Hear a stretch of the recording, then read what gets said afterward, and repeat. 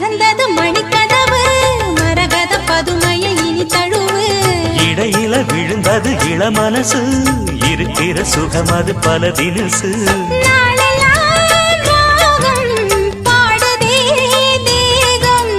வாழ்வெல்லாம் யோகம்